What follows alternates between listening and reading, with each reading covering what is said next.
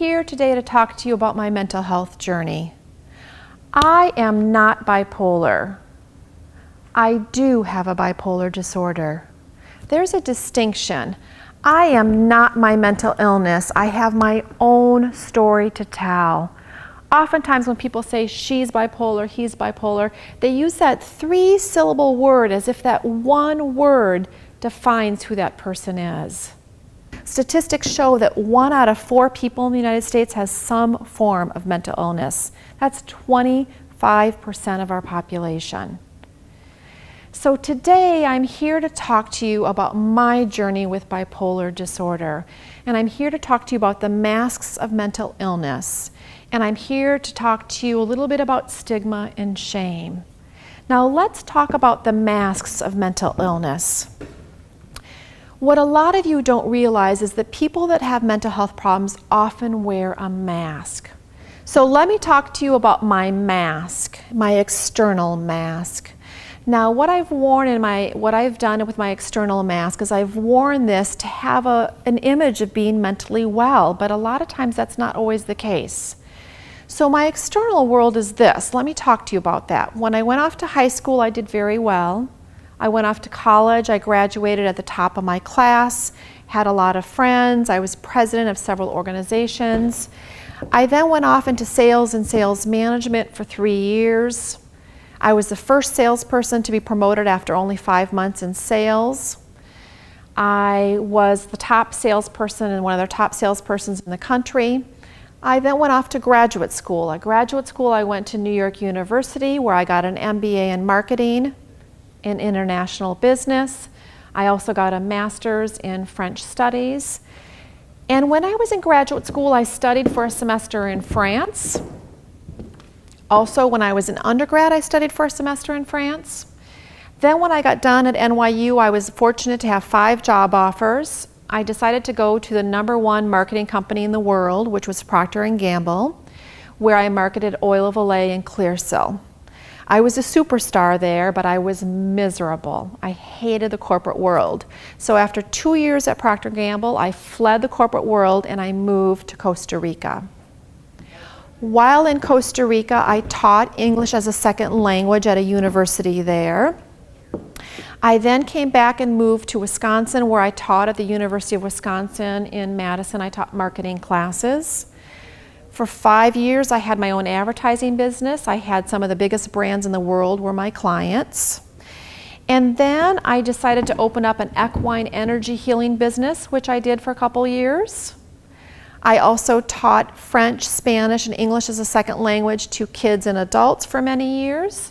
And then I started to produce and direct a World War II documentary, which is what I'm working on right now.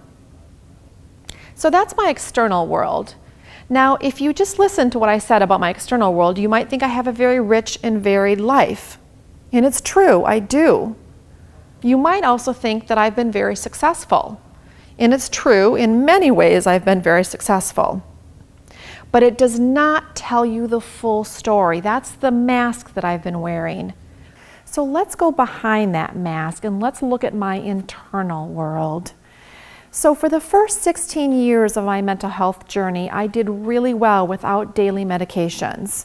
I only had 3 episodes in 16 years. Well, 5 months later, I started to get more delusional again, and I was convinced that the police in Madison wanted to protect me, that I had this incredibly powerful brain that was very psychic, very clairvoyant, and the police wanted to protect me to use my brain to help them solve crimes and solve problems around the world.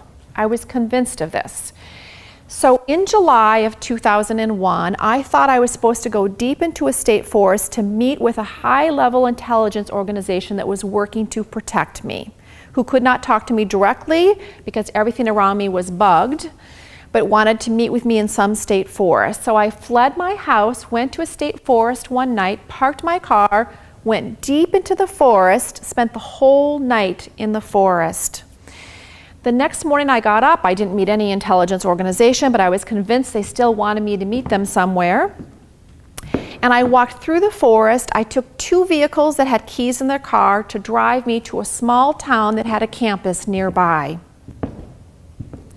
Now, I was on that campus for 3 days. I had almost nothing to eat and nothing to drink. It was beastly hot out. I was very dehydrated, very hungry, and I was acting very strange. And I was actually staying in the theater department at the campus, but nobody had an idea that I was staying there.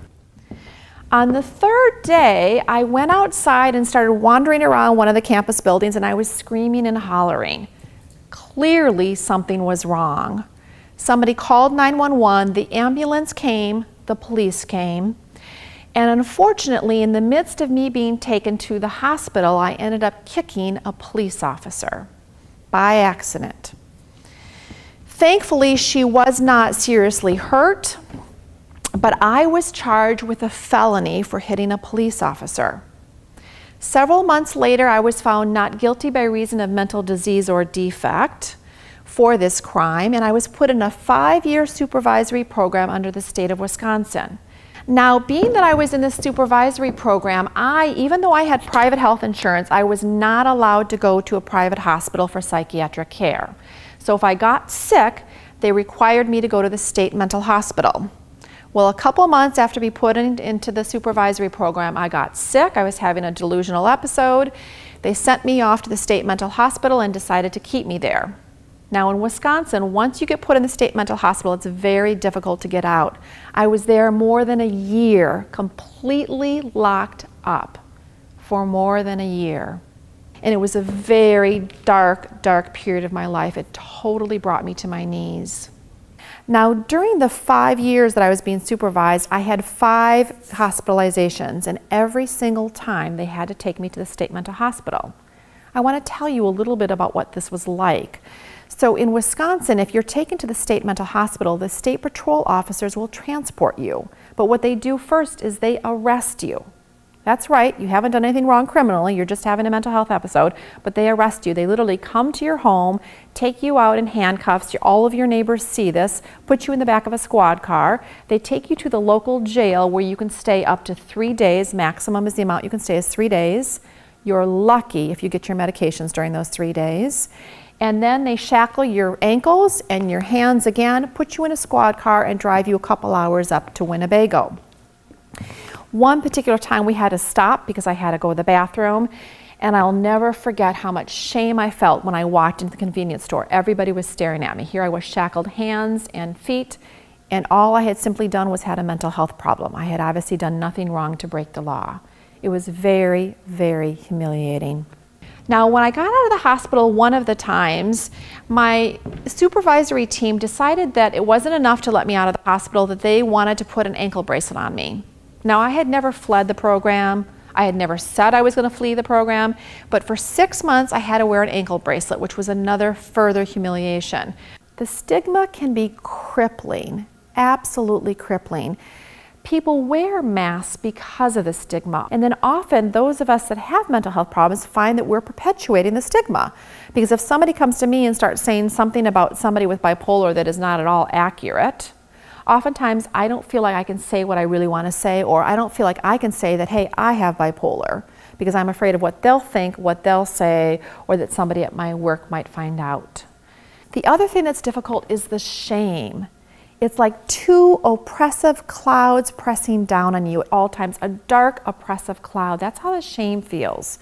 And for years, I had so much shame about Wisconsin, about feeling like a criminal, being treated like a criminal. I had shame about everything you could possibly imagine around Wisconsin. It was that bad. And for years, I felt like I didn't deserve to have a fabulous job. I didn't deserve to have a fabulous husband. I didn't deserve to make great money or be joyous or have wonderful things happen in life. I really believed I didn't deserve it. And it's only been in the couple years that I've been able to break down those misbeliefs and understand that, you know what? I deserve happiness. I deserve utter joy. I deserve a glorious life.